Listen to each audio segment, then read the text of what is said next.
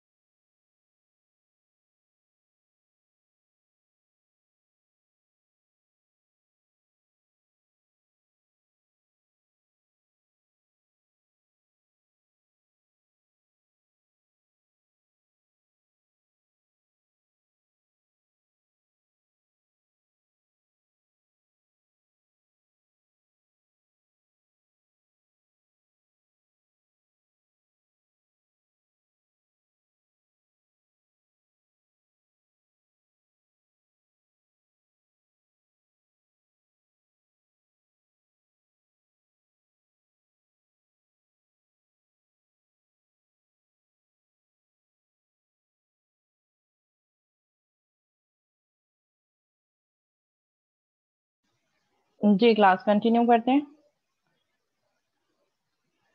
ठीक है, फिर आप नेक्स्ट क्या आपने करना है, add the relationship to the class diagram if it is missing. अगर क्लासेस के बीच में रिलेशनशिप मिसिंग है कोई, अदर इन स्पेशलाइजेशन, जनरलाइजेशन है, एसोसिएशन, एग्रीगेशन, कंपोजिशन कुछ मिस है तो आप उसको ऐड ऑन करें।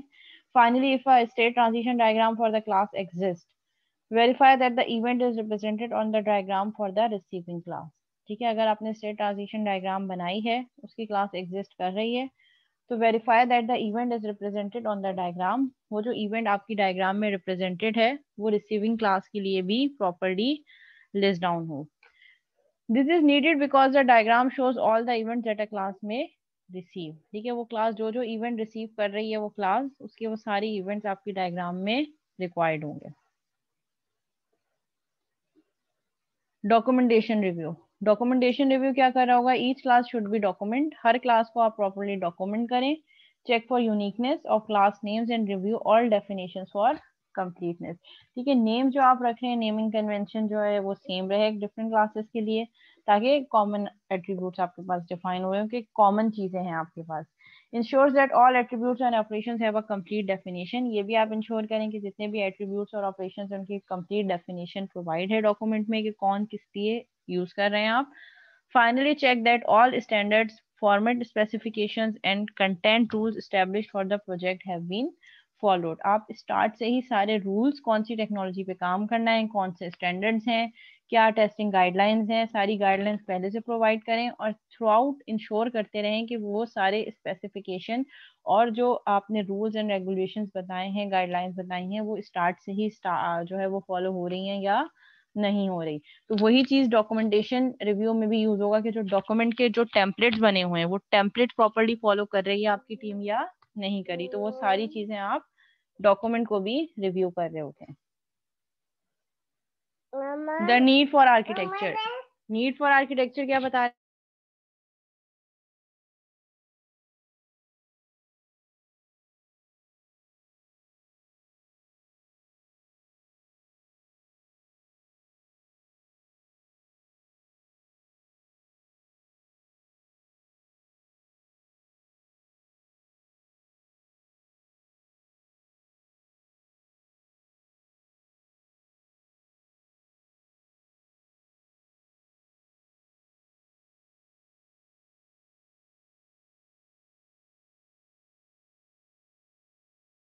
चलो लो कहाँ?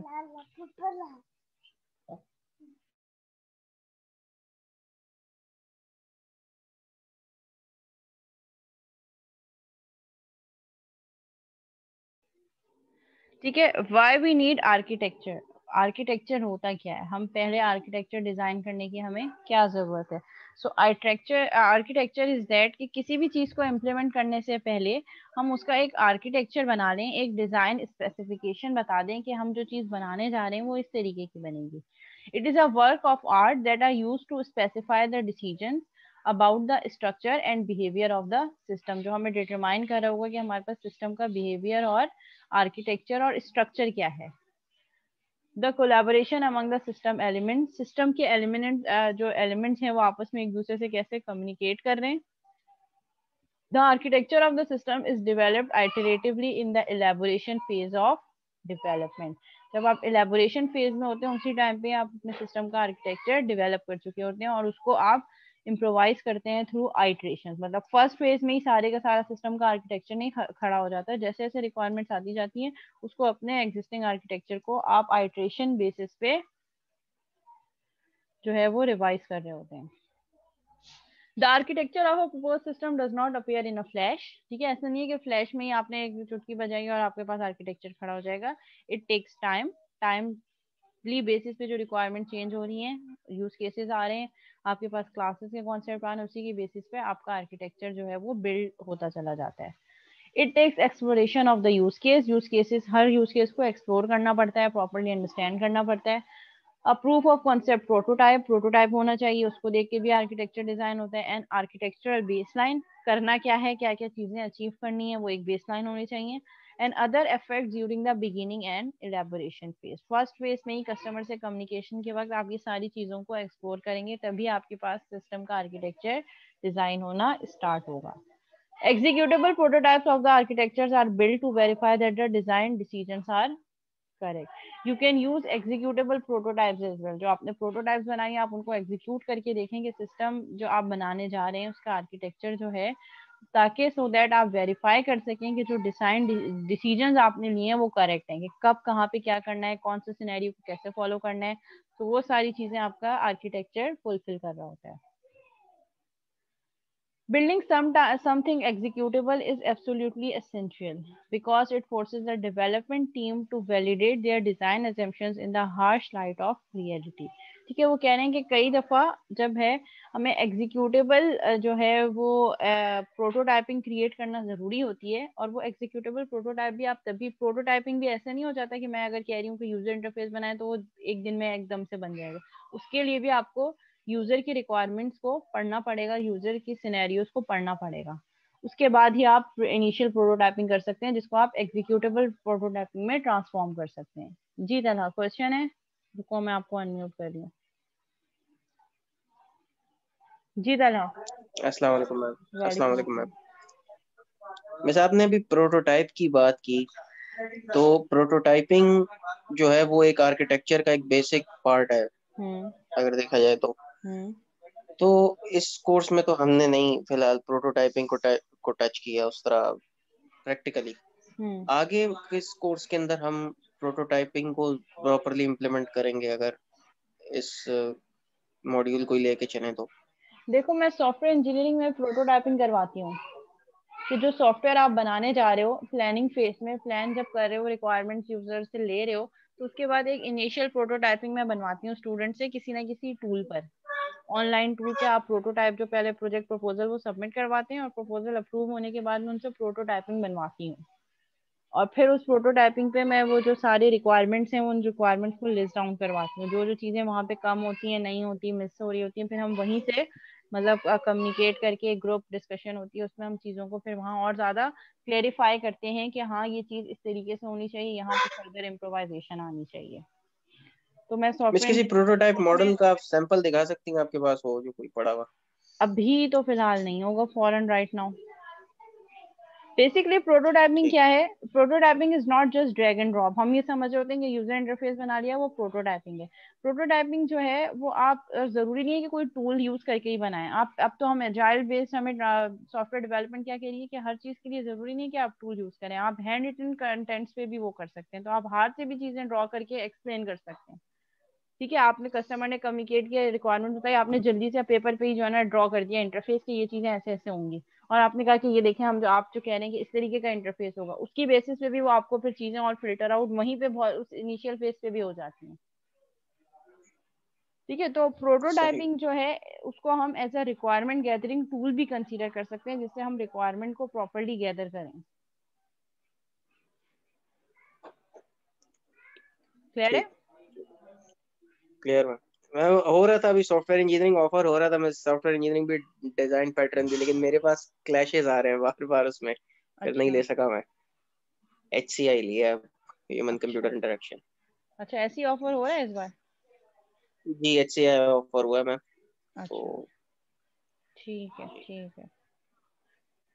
TE और HCI, ये दो एक बगैर लैब्स के कोर्सेज फिलहाल। अच्छा अच्छा, टी टेक्नोलॉजी एंटरप्रेन्योरशिप है और technology entrepreneurship and HCI human ma'am आपको कंप्यूटर कौन कौन इंटरेक्शन। सी आईडी मिली है वही बता दें। ये मुझे अभी वाकई बिल्कुल नहीं जी पता, कुछ भी नहीं पता। खैर मैम कोई अंदाजा हल्का।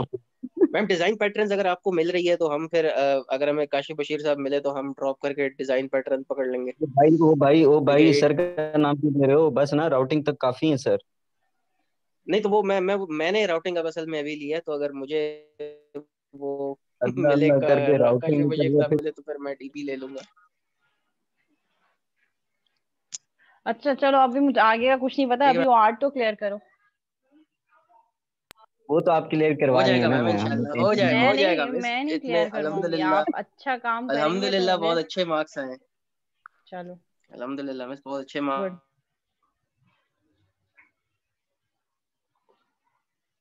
ठीक है, हमारे पास एक आर्किटेक्चर यूज होता है जिसको हम कह रहे हैं 4+1 व्यू ऑफ आर्किटेक्चर। 4+ मतलब हमने अपने आर्किटेक्चर को, सिस्टम का आर्किटेक्चर तो एक ही है, बट हम उस आर्किटेक्चर को डिफरेंट व्यूज में ब्रेक कर रहे हैं। First one is logical view, जिसमें हम सिस्टम की फंक्शनैलिटी डिफाइन करेंगे, that would be logical view. अच्छा एक मिनट, कोई क्वेरी है? अच्छा, स्टोरी बोर्ड भी जो है वो सॉर्ट ऑफ प्रोटोटाइप है, जिसमें हम सॉफ्टवेयर डिजाइनिंग के लिए उसको यूज कर रहे होते हैं। ठीक है, जिसमें यूजर इंटरफेस, हमारे पास डेवलपमेंट और कस्टमर से इंटरेक्शन, और जो यूजर्स की जो रिक्वायरमेंट्स हैं उनको स्टोरीज में, सिनेरियोज में कन्वर्ट करके हम यूई टर्म में डिफाइन कर रहे होते हैं। ठीक है, जिसमें हम पर्सोनास वगैरह का भी कॉन्सेप्ट आता है, यूजर डिटेलिंग होती है, जो यूजर कस्टमर है उसका पूरा पर्सोना मेंटेन हो रहा है, जो कि हमें हेल्प आउट कर रहा होता है जो यूजर, जो कस्टमर्स हैं उनसे कम्युनिकेट करने के लिए। ठीक है, बेसिकली हम ये बता रहे हैं कि जिस पर्सन के लिए हम काम करने जा रहे हैं उसकी पूरी प्रोफाइलिंग, और उसी प्रोफाइलिंग के बेस पे फिर हम सिस्टम को डिजाइन कर रहे होते हैं। और हिस्ट्री, इसमें हिस्टोरिकल डाटा भी एक इम्पॉर्टेंट रोल प्ले कर रहा होता है कि अगर आपने उस कस्टमर के साथ पहले काम किया तो उसकी बेसिस पे पर्सोना क्रिएट करना और ज्यादा आसान हो जाता है। सो हम आर्किटेक्चर की बात कर रहे हैं, तो आर्किटेक्चर को हम 4+1 व्यू में ब्रेक कर देते हैं। 4+1 व्यू क्या है? एक ही सिस्टम के आर्किटेक्चर को हम डिफरेंट उसमें ब्रेक कर दें, कि अगर आर्किटेक्चर है तो लॉजिकल व्यू में हम सारी सिस्टम की फंक्शनैलिटी डिटरमाइन करेंगे कि सिस्टम क्या क्या फंक्शनैलिटी परफॉर्म करेगा, सारी फंक्शनल रिक्वायरमेंट्स। फिर हमारे पास नेक्स्ट व्यू है इम्प्लीमेंटेशन व्यू। इम्प्लीमेंटेशन में सॉफ्टवेयर मैनेजमेंट। ठीक है, इम्प्लीमेंटेशन में हमारे पास ये चीजें आएंगी कि हमने सॉफ्टवेयर डिजाइन कैसे करना है, उसके लिए हम यहाँ पे लॉजिकल व्यू पे हमारे पास यूज केस डायग्राम बहुत इंपॉर्टेंट होगी, और इम्प्लीमेंटेशन व्यू में जहाँ हम सॉफ्टवेयर को मैनेज करें वहाँ पे कोलैबोरेशन डायग्राम बहुत इंपॉर्टेंट होगी कि किस तरीके से डिफरेंट कंपोनेंट्स ऑफ सॉफ्टवेयर आपस में मैनेज हो रहे हैं। यूज केस व्यू हमारे पास, जिसमें हम यूज केस डिटरमाइन कर रहे हैं, अंडरस्टैंडेबिलिटी, यूजेबिलिटी, और ये हर फेज में इनिशियल यही होगा। इसी को देखकर हम फंक्शनैलिटी डिफाइन करेंगे, इसी यूज केस को देख के हम इम्प्लीमेंटेशन व्यू बता सकते हैं। फिर हमारे पास प्रोसेस व्यू में क्या क्या चीजें आएंगी? परफॉर्मेंस, स्केलेबिलिटी, थ्रूपुट, कि हम ऐसे प्रोसेस फॉलो करते हुए सिस्टम को डिजाइन करें कि सिस्टम की प्रोसेसिंग इंप्रूव हो, एफिशिएंसी हो, स्केलेबिलिटी हो, मींस कि अगर हम नंबर ऑफ यूजर्स बढ़ा दें सॉफ्टवेयर के तो सिस्टम के, तो उस पर जो है हमारे प्रोजेक्ट पे, सिस्टम की उस परफॉर्मेंस पे कोई इफेक्ट ना आए। थ्रूपुट, कितनी जल्दी कितनी ट्रांजेक्शन परफॉर्म होकर रिजल्ट जनरेट कर रहा है। तो ये प्रोसेस व्यू में हम सिस्टम की efficiency in terms of time देख रहे होते हैं। डिप्लॉयमेंट व्यू में हमारे पास नेटवर्क से रिलेटेड सारी चीजें आ जाती हैं, system topology, delivery, installation, communication. ठीक है, हार्डवेयर क्या क्या होगा, कम्युनिकेशन कैसे होगी, हार्डवेयर और सॉफ्टवेयर इंटीग्रेट कैसे होगा, क्या कोई मिडिलवेयर लगानी है, नेटवर्क टोपोलॉजी क्या होगी, इंटरनेट कनेक्शन, ये सारी चीजें हमारे पास डिप्लॉयमेंट व्यू में आ जाता है। जब हमारे पास सॉफ्टवेयर कंप्लीट हो जाता है and it's ready to deploy, ready to be installed on operational environment, तो फिर उसके लिए हम डिप्लॉयमेंट व्यू पे काम कर रहे होते हैं। So that is called the 4+1 view of architecture. The 4+ view of architecture explanation as discussed in class. The logical view. ठीक है, लॉजिकल व्यू हमारे पास क्या है? This view of architecture addresses the functional requirement. जैसे मैंने आपको कहा कि लॉजिकल व्यू हमें क्या बता रहा होता है, सिस्टम की फंक्शनल रिक्वायरमेंट्स बता रहा होता है, but the system should provide in terms of services to its user. System क्या क्या फंक्शनलिटी परफॉर्म कर रहा है, यूजर की क्या रिक्वायरमेंट्स को फुलफिल कर रहा है। The logical architecture is captured in class diagram. और इस लॉजिकल व्यू को आप कैसे डिटरमाइन कर रहे होते हैं, क्लास डायग्राम में, that contain the classes and the relationship that represent the key abstraction of the system under development. Abstract terms में classes के through आप system का logical view explain कर रहे होते हैं. Most of the UML notation that has been addressed so far is contained within this view of architecture. ज़्यादातर जो हमारे पास UML की notations हमने पढ़ी हैं वो इसी view में use हो रही होती हैं, like classes, class diagram, उसमें association, aggregation, generalization and package diagram. As time move on, more classes and packages are added to the model. जैसे जैसे टाइम बढ़ता जाता है, रिक्वायरमेंट्स और फाइनलाइज होती चली जाती हैं और ज्यादा क्लासेस और पैकेजेस आप अपने एग्जिस्टिंग व्यू में ऐड ऑन कर सकते हैं। A key mechanism is a decision. Key mechanism हमारे पास क्या है, is a decision regarding common standard policies and practices.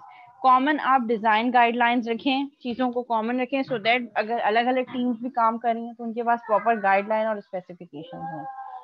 Some common key mechanisms involve the selection of an implementation language. ठीक है, पहले से डिटरमाइन कर लें कि इम्प्लीमेंटेशन कौन सी लैंग्वेज में होगी। परसिस्टेंस डेटा स्टोरेज के लिए कौन सी स्पेसिफिक कोई हमने डेटाबेस यूज की है, ठीक है, जहाँ पे परसिस्टेंट बेस में परमानेंट बेस पे डाटा हमारा स्टोर हो रहा है। The look and feel of the user interface, ये सारी चीजें लॉजिकल व्यू में हम डिटरमाइन कर रहे होंगे और इनमें कंसिस्टेंसी ला रहे होंगे। एरर हैंडलिंग कैसे करनी है हमने, रिस्क मैनेजमेंट कैसे करनी है, कम्युनिकेशन मैकेनिज्म, कम्युनिकेट कैसे करेंगी classes, object distribution and object migration and networking, ये सारी चीजें लॉजिकल व्यू के अंदर हम सिस्टम के रिस्पेक्ट से बता रहे होते हैं। सिंपल की mechanism for the ESU course registration problem, ठीक है, वही वाला सिनेरियो आ गया हमारे पास। C++ is the language of choice by the architecture team, ठीक है, इस सिनेरियो के लिए आर्किटेक्चर टीम ने क्या किया, C++ लैंग्वेज चूज की है। The architecture team also decided that a particular set of GUI controls should be used to control the look and feel of the user interface, and therefore a package called GUI control is added to the model. ठीक है, उन्होंने क्या किया कि एक model को package को add करके दिखा दिया मॉडल में, जिसमें एक ग्राफिकल यूजर इंटरफेस कंट्रोल बता रहा होगा कि बेसिक लुक एंड फील हमारा यूजर इंटरफेस का कैसा होगा। तो ये कुछ की मैकेनिज्म है जो उन्होंने पहले से ही बता दिया कि हम ये इस तरीके से काम करेंगे।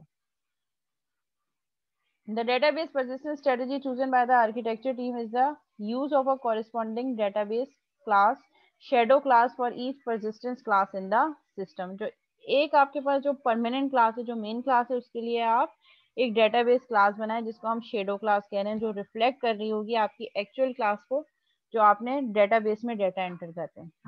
ठीक है, जो मेन क्लास है एम्प्लॉय की, तो एम्प्लॉय से रिलेटेड डेटाबेस में क्लास हो एम्प्लॉय डेटा, जो वहां से आप जो डेटा ले रहे हैं वो एम्प्लॉय की क्लास में सेट हो कंस्ट्रक्टर्स और प्रॉपर्टीज के थ्रू, और फिर वहां से डेटाबेस में जाके शो हो। और डेटाबेस पैकेज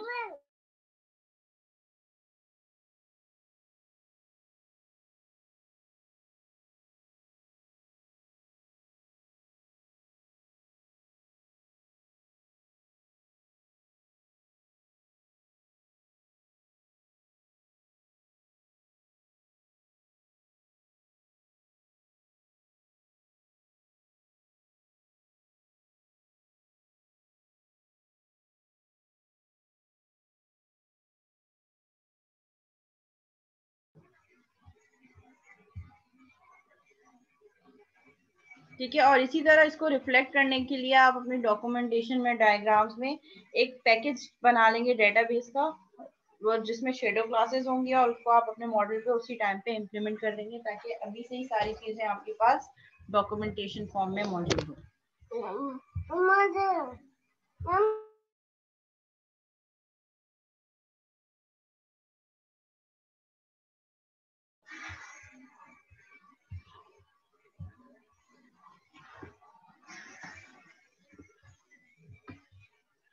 ठीक है, फिर क्या डिटरमाइन कर दिया कि हम एरर हैंडलिंग के लिए C++ का फीचर कैच एंड थ्रो वाला फीचर यूज करेंगे एक्सेप्शन हैंडलिंग के लिए। अब package called error handling is added to the model. आप अपने मॉडल में, मतलब जो मॉडलिंग आप कर रहे हैं, सिस्टम की डिजाइन बना रहे हैं, उसी में ही एक पैकेज ऐड कर दें एरर हैंडलिंग का। Finally a set of commercial foundation classes was chosen for the system, और उसके बाद फिर फाइनली जो आपके पास फाउंडेशन क्लासेस बनेंगी लाइक कोर्सेज की, स्टूडेंट्स की, वो सारी क्लासेस फिर आप डिजाइन करेंगे। इस तरीके से आप मॉडल ऐड कर दें। मॉडल में क्या हो, एक पैकेज डायग्राम हो, interfaces, university artifacts, GUI controls, ठीक है, इसमें क्या क्या चीजें हो, university artifact, people info, database, error handling का एक पैकेज, और फिर यहाँ पे हमारे पास सारी फाउंडेशन क्लासेस। तो इस तरीके से आप अपने मॉडल में ये चीजें ऐड ऑन कर लें, ताकि जब आप एक्चुअल इम्प्लीमेंटेशन करें तो आपको चीजें जो है वो डिटरमाइन करना आसान हो आपके लिए।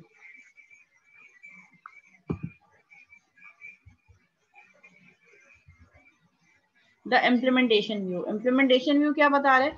The implementation view of architecture takes into account derived requirements related to ease of development, software management, reuse and constraints imposed by programming languages and development tools।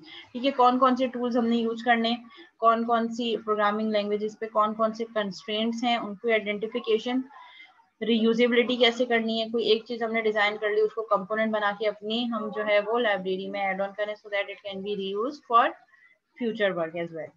The modeling elements in the component view of architecture are packages and components along with their connections। इस view में हम क्या कर रहे होते हैं, यहाँ पे भी हम packages यूज कर रहे होते हैं और components यूज कर रहे होते हैं कनेक्शन के साथ कि कौन सा component किसके साथ कनेक्टेड है। A package in this view of architecture represent a physical partitioning of the system। यहाँ पे पैकेज हम किस लिए यूज कर रहे होते हैं, अपने सिस्टम का फिजिकल पार्टीशनिंग डिटरमाइन करने के लिए। The packages are organized in a hierarchy of layers where each layer has a well-defined interfaces। यहाँ पे हम interfaces के थ्रू पैकेजेस में interfaces यूज कर रहे होते हैं जो कि well-defined interfaces होते हैं। ठीक है, इसमें हमने क्या किया, एक पैकेज बना दिया जिसमें यूजर इंटरफेस आ गए, एप्लीकेशन स्पेसिफिक पैकेजेस आ गए, रीयूजेबल बिजनेस पैकेजेस आ गए, की मैकेनिज्म कौन कौन से हैं जो हम फॉलो करेंगे, hardware operating system packages. Main component diagram, ये आपके पास एक कंपोनेंट डायग्राम बन गई जिसमें इंटरफेसेस होंगे, यूनिवर्सिटी होगी, error handling, databases, foundation. Source code component, source code component में क्या आएगा, in the component view of the model a source code component represents a software file that is contained by a package. जो software की self file होगी वो एक package के form में रिप्रेजेंट होगी। The type of file is language dependent, that is in C++, software component represent .h and .cpp files. In Java, they represent .java files. Classes in the logical view are mapped to components in the component view। अब जो हमने logical view में classes बनाई थी उन्हीं classes को हम map करेंगे component view में। In C++, the mapping is typically 1-to-1। C++ में 1-to-1 mapping होती है, that is one class maps to one component। However, there are times that अब ये जो सॉफ्टवेयर जो C# पे बेस्ड हो रहा होगा तो उससे रिलेटेड इंफॉर्मेशन होगी, जो जावा बेस्ड होगा वो जावा से रिलेटेड सारी, इन्होंने C++ चूज किया तो वो C++ की सारी कैरेक्टरिस्टिक्स बता रहे हैं। This is usually done when there is a very tight coupling between the classes. और ये सोर्स कोड कंपोनेंट्स हम यूजुअली तब बता रहे होते हैं जब हमारे पास बहुत टाइट कपलिंग हो रही हो। टाइट कपलिंग मींस सारे कंपोनेंट्स आपस में इंटीग्रेट कर रहे हो, आपस में एक दूसरे से कम्युनिकेट कर रहे हो। For example, a container in its iterator are contained within the one.h and one.cpp file. In this case, the container and the iterator classes would be mapped to one component. ठीक है, UML notation for a component। जब आप component represent कर रहे होते हैं तो उसकी जो है वो graphical representation इस तरीके से होती है। रजिस्ट्रेशन प्रॉब्लम, रजिस्ट्रेशन वाला क्या था, एक कोर्स का कंपोनेंट बन गया, एक कोर्स ऑफरिंग का कंपोनेंट, एक रजिस्ट्रेशन यूजर का कंपोनेंट, एक स्टूडेंट का कंपोनेंट और एक प्रोफेसर का कंपोनेंट। मतलब जो जो एंटिटीज उस प्रॉब्लम में इन्वॉल्व थी उनको आपने एक कंपोनेंट बना के शो करवा दिया कि these are the component involved in this particular scenario. The process view. This view of architecture focuses on the runtime implementation structure of the system. The process view of architecture takes into account requirements such as performance. Process view में हम software की performance, reliability, scalability, integrity, management and synchronization check कर रहे होते हैं। Components are also used in this view of architecture. This view of architecture में हम components को भी use कर सकते हैं ये सारी चीजों को determine करने के लिए। Component diagrams are created to view the runtime and executable components. Components are related via dependency relationships. Components को आप किस तरीके से relate कर रहे होते हैं, dependency relationship के एक component दूसरे से किस तरीके से relate कर रहा है। Runtime components show the mapping of the classes to runtime libraries such as Java applets, ActiveS components and dynamic libraries. ठीक है, आप इसमें रन टाइम कंपोनेंट भी बता रहे होते हैं जो रन टाइम पे, जैसे जावा एप्लेट्स जो पीस ऑफ कोड जो हमारे पास ब्राउजर पे रन हो रहा होता है, ActiveX कंट्रोल हमारे पास होते हैं कंपोनेंट्स, और डायनेमिक लाइब्रेरी जो रन टाइम पे लिंक हो रही हैं, तो उनको भी आप जो है वो रन टाइम कंपोनेंट्स के फॉर्म में शो करवा सकते हैं. Executable components show the interfaces and calling dependencies among executables. ठीक है, यहाँ पे हम executable files दिखा रहे होते हैं कि हमारे पास executable components कौन कौन से हैं और उनके interfaces कौन कौन से हैं. Stereotypes may be used to visualize the type of component. यहाँ पे आप stereotyping भी use कर सकते हैं. Interface classes that are created during designs are showing using lollipop notation. ठीक है, यहाँ पे आपने कंपोनेंट बनाया और लॉलीपॉप नोटेशन के थ्रू आपने उसका कंपोनेंट का नेम बता दिया कि ये हमारे पास इंटरफेस है. The information for the process view of architecture is created as the diagrams in the component view of the tool containing either runtime or executable component. For the ESU course registration system, the architecture team decided that there would be 2 DLLs, 2 dynamic link libraries होंगी, one containing course and course offering information and one containing database information. ठीक है, इन्होंने कहा कि हम ESU वाला जो हमारा सिनेरियो है केस स्टडी, उसमें हमने 2 DLLs बनानी है, 2 डायनेमिक लिंक लाइब्रेरी बनानी है, एक वो जिसमें कोर्स और कोर्स ऑफरिंग इंफॉर्मेशन हो और दूसरी वो जिसमें टीबी की इंफॉर्मेशन हो, डेटाबेस की इंफॉर्मेशन हो. This allocation was chosen since it was felt that the course structure and the choice of database strategy was subject to change. By making them libraries, only the libraries would have to be replaced to implement future changes.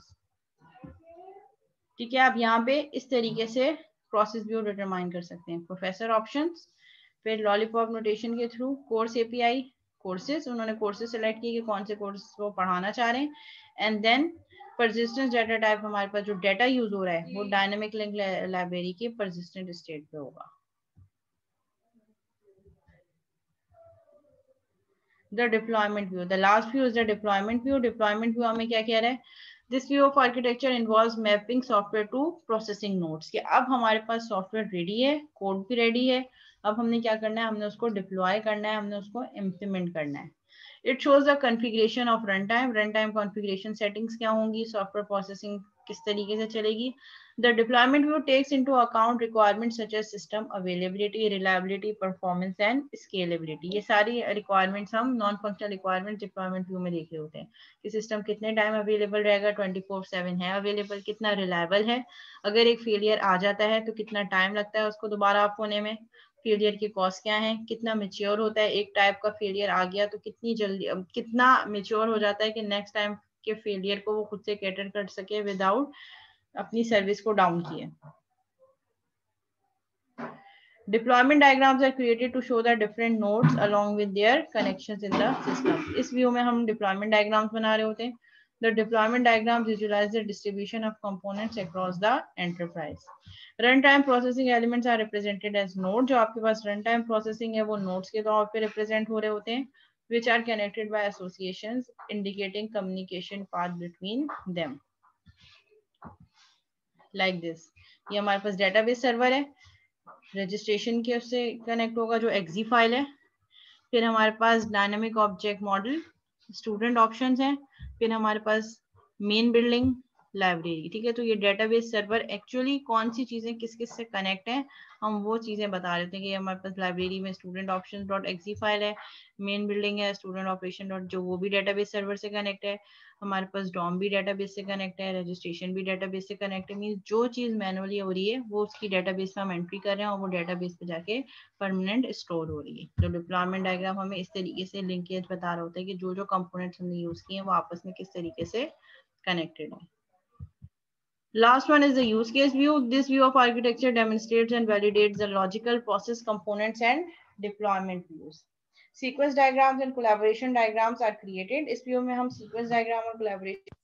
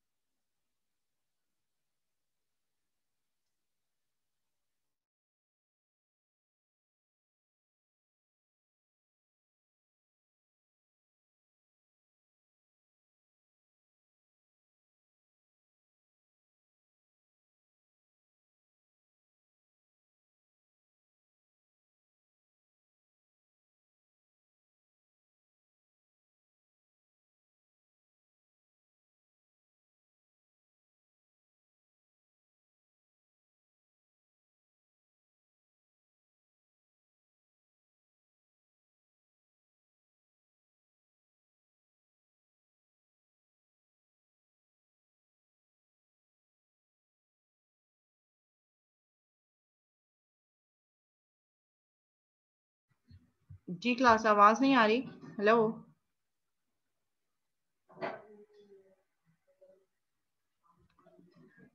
कब से नहीं आ रही आवाज?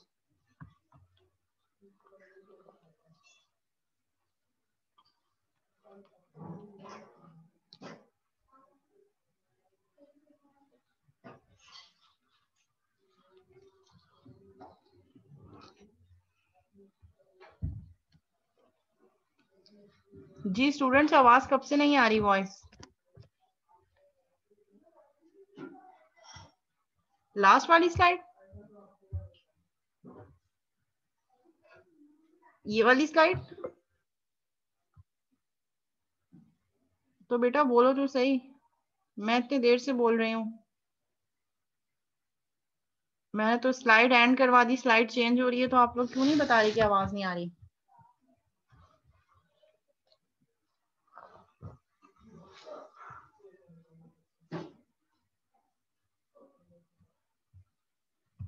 At least बताओ तो सही कि आवाज नहीं आ रही। मैंने तो लेक्चर एंड कर दिया, आप देख नहीं रहे कि ये जो स्लाइड चेंज हो रही है, तो मैं क्यों स्लाइड चेंज कर रही हूँ?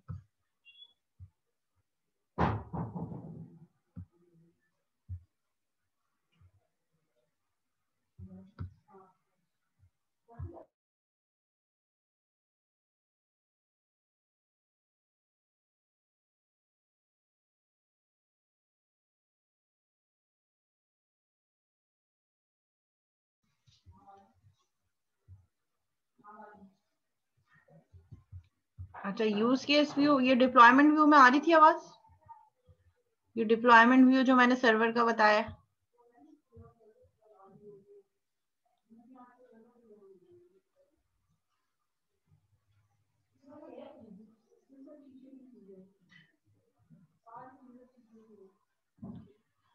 लास्ट वाली स्लाइड यूज केस व्यू समझ में आ गया था या वो रिपीट कर दूं?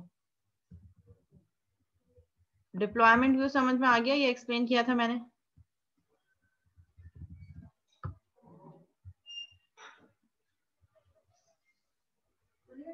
अच्छा यूज केस से वॉइस नहीं आई, डिप्लॉयमेंट व्यू क्लियर हो गया?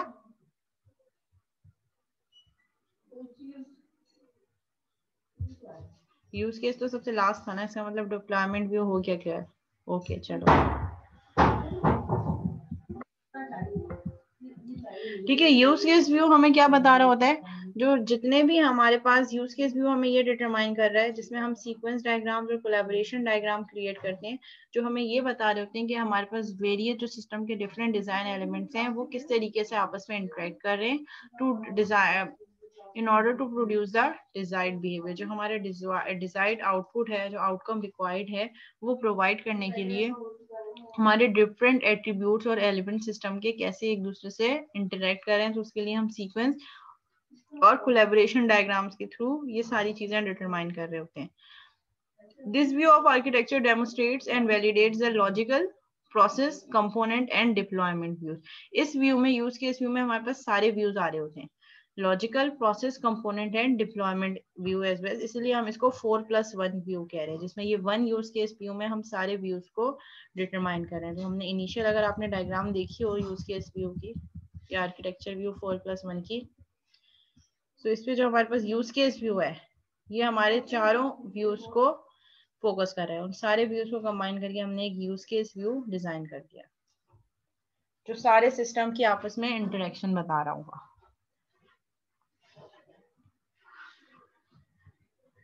यहाँ तक हमारा कोर्स जो है आज कंप्लीट हो गया है। मुझे सेशन की अटेंडेंस सेंड कर दें। आफ्टर 10 मिनट्स हम लोग दोबारा कंटिन्यू करेंगे ब्रेक के बाद। उसमें कुछ प्रैक्टिस क्वेश्चंस हैं सिनेरियो बेस्ड, वो मैं चाह रही थी कि वो मैं क्लास में आपसे सॉल्व करवाऊं, ताकि आप लोगों की थोड़ी प्रैक्टिस भी हो जाए और आपको थोड़ा आइडिया भी हो जाए कि एग्जाम में किस तरीके के क्वेश्चंस आने वाले हैं। अटेंडेंस सेंड कर दें क्लास।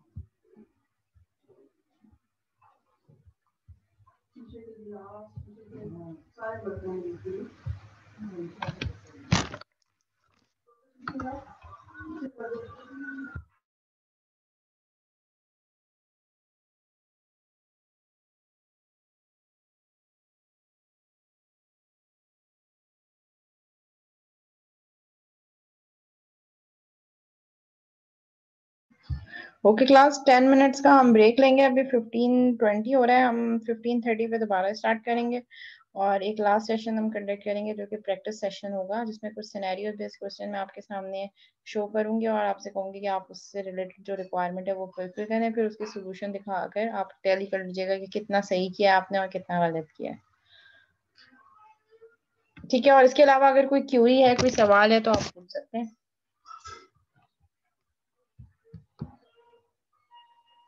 जी क्लास, आवाज आ रही है?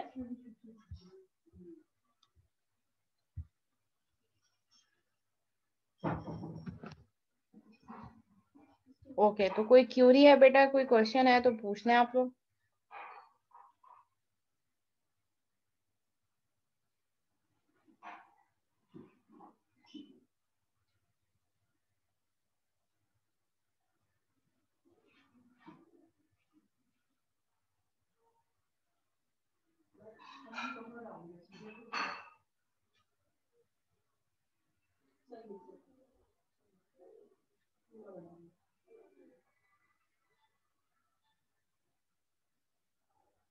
पेपर पैटर्न देखो इस तरीके का, जिस तरीके के क्वेश्चंस मैं अभी सिनेरियो बेस्ड शेयर करूंगी आपके साथ नेक्स्ट सेशन में आफ्टर 10 मिनट्स, तो उस टाइप के ही क्वेश्चंस आएंगे। ठीक है, सिनेरियो बेस्ड क्वेश्चंस होंगे और उससे रिलेटेड जो क्वेश्चंस लाइक आपको यूज केस डायग्राम ड्रॉ करनी होगी, क्लास डायग्राम ड्रॉ करनी होगी, इस तरीके से क्वेश्चंस आएंगे। सिनेरियो गिवन होगा, उसकी क्लास डायग्राम, जैसे लास्ट टाइम मैंने एक क्विज भी लिया था आप लोगों से, शायद याद हो, क्लास डायग्राम वाला। सो वो सब चीजें इम्प्लीमेंट करनी होंगी। जी तरह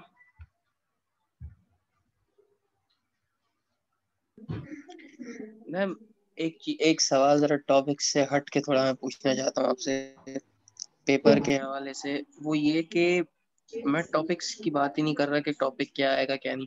बस हमें अभी तक यूनिवर्सिटी के अंदर रहते हुए पढ़ना किस तरह है ना, हमें अभी तक वो नहीं आया कि किस चीज को कितना टाइम देना है इस इन टॉपिक्स को सामने रखते हुए। कोई